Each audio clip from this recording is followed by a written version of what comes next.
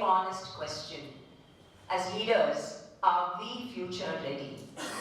When I took this topic, are we future ready, I questioned myself, and three things came to my mind.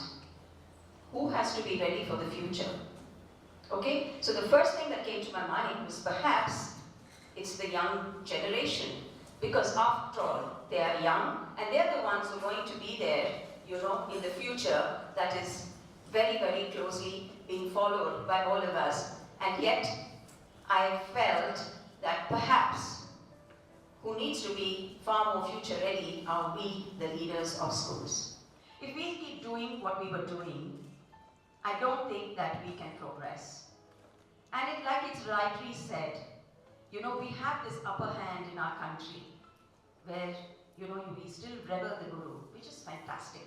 But like Ajit sir was saying, that we are in power and control of that classroom and no questions asked. The fear factor is also there. Respect, reverence for the teacher are very good things. But sometimes, and maybe because we don't even know the answer to the question that they're asking, we just say, stop disturbing, and let's sit down. And when we do that, like he said, the child will never ever open up again.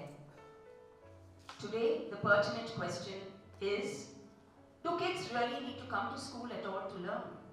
We had some speakers in the morning tell us about outcome-based learning, and we had people telling us about how technology can be used to maximum benefit, and why, this whole thing about flipped classrooms is really taking over. So the child actually goes home and uses technology to get a brief understanding of the topic that the teacher is going to teach the following day. So they're kind of flipping the classroom. But do you know what's actually happening? We're creating self-learners, aren't we? We're also saving on time. So many, many schools, and I don't mind to undermine, I'm sure many of your schools are wonderful and may not be like that. It's a very common thing with teachers when they say, but I don't have the time. There's so many chapters and I have to race through all of this and I have to complete the syllabus. Leaders, what we need to tell them is that I call the shots in my school. I do not want the syllabus to be covered, but please help the child discover the chapter. Even if you're doing 4 chapters less, it really doesn't matter, because you are instilling the confidence in the child to become a self-learner. They will do it any which ways. You know where the world is moving in the future is, we all have this debate of are schools really required? If it was only for the learning, they have everything, on the internet. Maybe at a certain age, when they can actually see this information, they can start doing it all by themselves, even without distraction. And there are many young teenagers who actually know a lot more about the application base of that theory that the teacher is teaching. I remember having this conversation with none other than the ex-academic director of CBSE himself, Mr. Balasundaram. And in his book too, he states it, saying that when this child asked me this question, he did not know the answer. So he just silenced the child. And the next day the child came up again, rephrased the question, and again asked, because he was inquisitive and he wanted that answer. But as a teacher, what did he do? Silenced him again. So this child went away, disheartened.